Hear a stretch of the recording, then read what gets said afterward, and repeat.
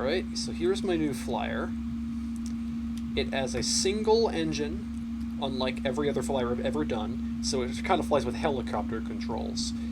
And you may notice the suspension steering I use to control this thing, one, there's 4 of them, and 2, they're angled 45 degrees from the main axes.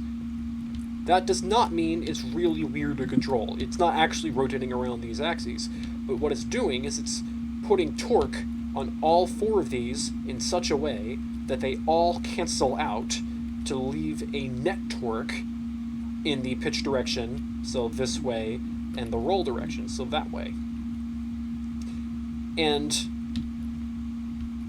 both steering and pitch, so roll and pitch, both use these, as you can see. The seat is hooked up to the inner bearings, while the engine is hooked up to the outer bearings. And if you want to take like a screenshot or something and look what this would do, you can kind of see how the torques would cancel out to cause a pitch or roll in the corresponding direction of the key pressed.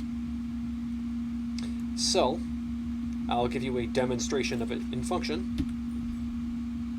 Button 1 is just to fly, 2 is to honk, 3 turns on the radio, and 4 turns on the lights.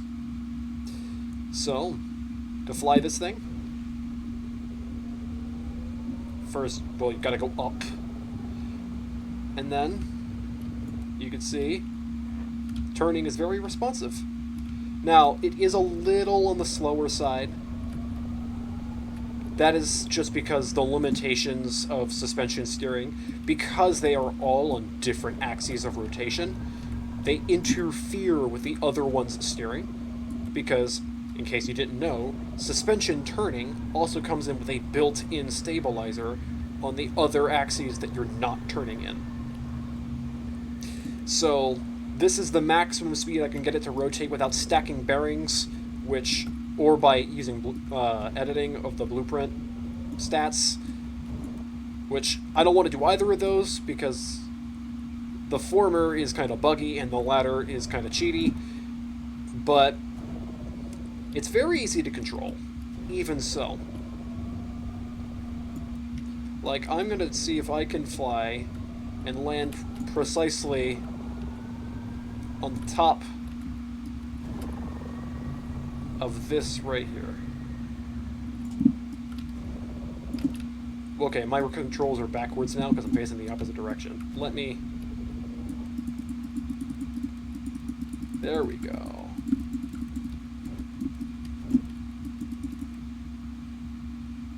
Close enough. It's fairly easy to fly. And it can go pretty quickly as well. So if I go and I can fly over, and then I can just quickly brake and try to land as close to the wall as possible without touching it.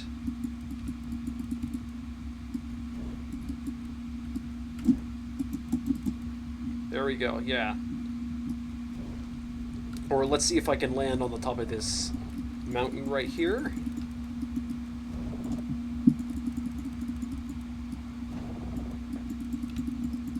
I overshot.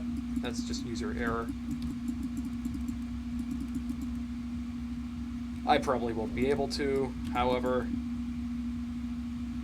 that's just my inability to fly very well.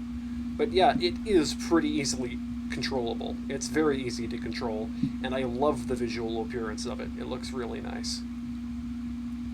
So yeah, I thought you might find that interesting.